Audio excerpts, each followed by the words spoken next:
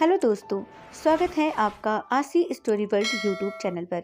आज की कहानी है दीदी मत उतारिए मेरी बहू की चूड़ियों को। बहू, तुम्हारे हाथ खाली क्यों हैं? इन सोने की चूड़ियों के साथ कुछ हरी चूड़ियां भी डाल लो।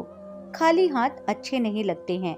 और हाँ, माथे पर और कुछ नहीं तो छोटी सी काली बिंदी ही लगा लो। मैं जानती हूँ तुम्हें सजना सवरना अब अच्छा नहीं लगता। अरे, इसे बिंदी मत समझो, नजर का काला टीका समझ लो। आसपास के लोग हमारे रिश्ते से कितना जलते हैं, ये तुम जानती नहीं हो। उषा जी अपनी बहू नैना से कहती हैं।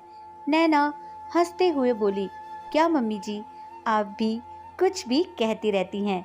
आज तक सास बहू के रिश्ते से कोई जला है जो हमारे पड़ोसी चलेंगे?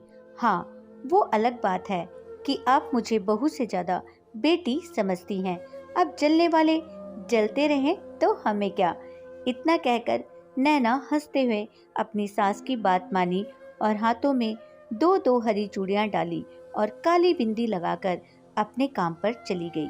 जाती हुई नैना को देखकर उषा जी की आंखों में आंसू आ गए। तभी उनके पति विशंभर जी आए और बोले, उषा, जो बीत गया उसके लिए आंसू मत बहाओ। ये देखो, हमारा भविष्य स्कूल जाने के लिए तैयार है और किसी के लिए नहीं तो इसके लिए मुस्कुराओ। उषा जी अपने पोते अभय के लिए मुस्कुराने लगी तो अभय बोला, दादी मम्मा कहती है जो स्ट्रांग होते हैं वो रोते नहीं, आप भी मत रोना। विशंबर जी बोले, मैं इसे स्कूल छोड़कर आता हूँ, फिर बैठकर बातें करेंगे। इतना कहकर वो चले गए। सबके जाने के बाद उषा जी घर के छोटे मोटे काम करके बहू की मदद किया करती थी। जब नैना के कमरे में उसकी चीजों को वो व्यवस्थित कर रही थी, नैना की ड्रेसिंग टेबल पर ढेर सारी रंग बिरंगी चूड़ियां थी। वही उनके बेटे अमर की तस्वीर थी जो कुछ साल पहले एक दुर्घटना में चल बसा था। उषा जी के एक हाथ में हरी चूड़ियां और दूसरे हाथ में अपने बेटे की तस्वीर थी। वो पुराने दिनों में खो गई। माँ, देखो ना, ये दिन रात नीली पीली चूड़ियां पहनती है। इसे समझाओ कि पति के पसंद की हरी हरी चूड़ियां पहना करे। अमर उषा जी से कहता है।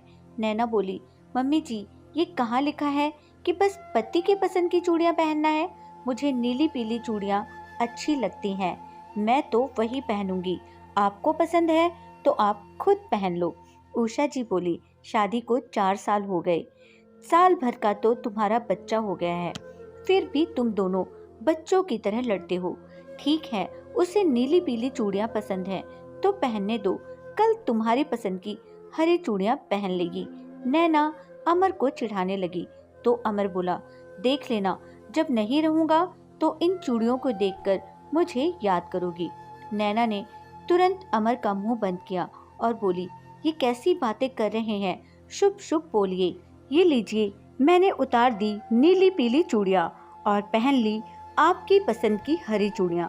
भगवान के लिए फिर कभी ऐसा मत कहिएगा। उषा जी आई और अमर के कान पकड़ते हुए बोली, क्यों रे, मेरी बहू को क्यों परेशान करता है? ऐसी बातें करके तुम इसका नहीं मेरा भी मन दुखाते हो। बेटा, तुम्हें देखकर ही तो हम सब जी रहे हैं। तुम्हारे बिना हम अपनी जिंदगी की कल्पना भी नहीं कर सकते। अमर माँ और पत्नी दोनों के गले में हाथ डालकर बोला, माँ, जिंदगी का क्या भरोसा, पर अब हम सबकी जिंदगी को आगे चलाने वाला आ गया है। अब पकड़ो अपने पोते को, मैं ऑफिस चलता हूँ। इतना कहकर अपनी मोटरसाइकिल स्टार्ट किया और निकल गया। ना जाने ईश्वर कब जुबान पर बैठ जाते हैं।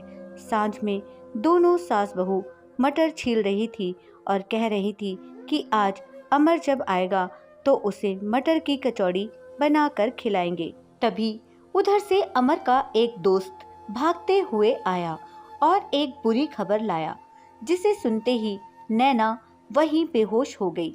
उषा जी मानो पत्थर की हो गई जब उसने बताया कि अमर का एक्सीडेंट हो गया और वो अस्पताल में अंतिम सांसें ले रहा है। देखते ही देखते हरा भरा परिवार दुखों में बदल गया। जाते जाते अमर ने अपने पूरे परिवार की जिम्मेदारी नैना को सौंपी थी, जिसे नैना ने संभालने का वादा किया। जिन चूड़ियों से नैना को इतना प्यार था, आज समाज के ठेकेदार उन चूड़ियों को भी उतार रहे थे। नैना को होश नहीं था जब उसकी बुआ सास उन चूड़ियों को खोल रही थी। उषा जी पूरे समाज के सामने खड़ी हुई और बोली, दीदी मत उतारिए मेरी बहू की चूड़ियों को, अभी उसकी उम्र ही क्या हुई है। बुआ जी बोली, मानती हूँ तुम्हारा परिवार नए जमाने का है, पर समाज के कुछ नियम होते हैं। उषा जी बोली, मैं नहीं मानती ऐसे नियमों को जो बस दुख की घड़ी में साथ दे। जो नियम हौसला ना दे सके, ऐसे नियम को तोड़ देना ही बेहतर है। जहाँ सब लोग नैना को अभागिन कहकर सत्तावना दे रहे थे, वहीं उषा जी ने हौसला रखा और नैना से बोली, बहू याद रखो, जीवन में जिद, जुनून और हौसला हमेशा बनाए रखना, तभी मंजिल तुम्हारे कदमों में रहेगी, वरना तो दूसरे लोग हमेशा तोड़ने और गिराने के लिए तत्पर रहते हैं। नैना भरी हुई आंखों से उषा जी के गले लग गई और विलाप करने लगी। वहीं उषा जी ने बेटे के गम को पी लिया और बहू को हौसला दिया। कुछ घंटे बाद विशंबर नाथ जी के लौटने की आहट से उषा जी अपनी यादों से लौट आई। उषा जी के हाथों में हरे चूड़ियों को देखकर बोले, तुम फिर उन पुरानी यादों में चली गई थी। कितनी बार कहा, जो यादें दर्द दें उन्हें याद मत किया करो। अपने बेटे के उन खूबसूरत पलों को याद करो, जब वो तुम्हें कहता था कि मैं नहीं रहकर भी हमेशा इस घर में रहूंगा। विशंबर जी ने उषा जी को हौसला दिया। अब यही तो होता था, दोनों एक दूसरे को हौसला देते थे। कुछ घंटे बाद विशंबर जी पोते को लाने के लिए चले गए।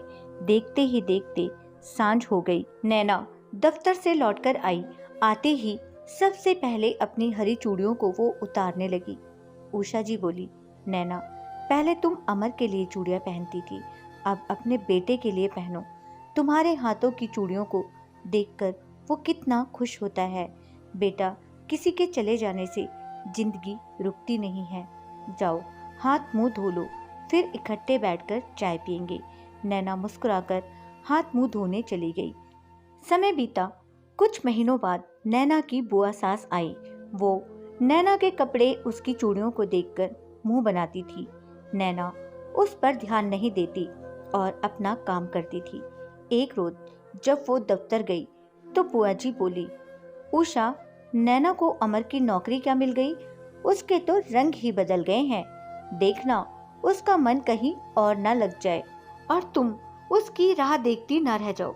विशंभर जी बोले, दीदी जब भी आती हो कड़वी बातें ही करती हो, और जो आप कह रही हो वो तो हम कब से चाहते हैं।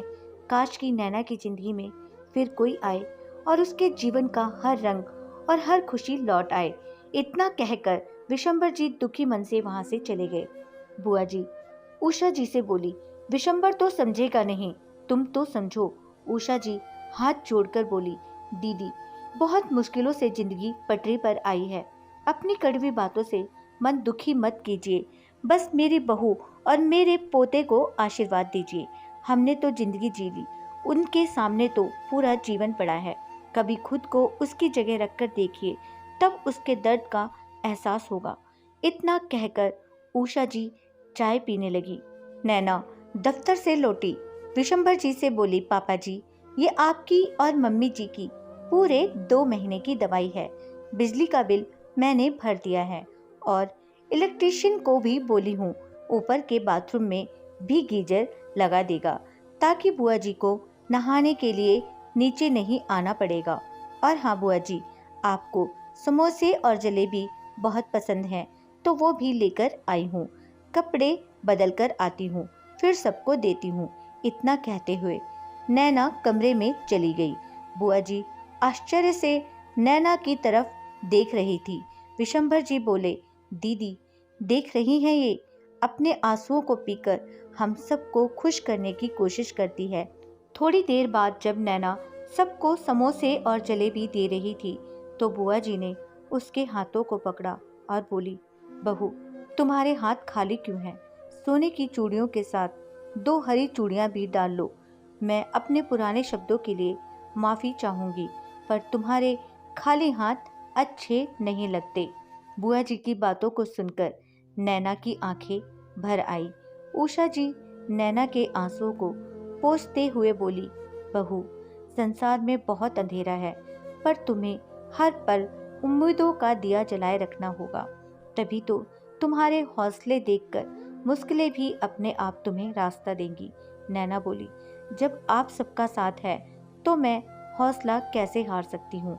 और फिर हम सबके भविष्य को भी तो यही हौसला देना होगा, तभी तो इस संसार के रूढ़िवादी नियमों को ये बदलेगा। हम अपनी सोच बदलेंगे तो देखना मम्मी जी, आने वाले भविष्य में हर किसी की मानसिकता बदलेगी।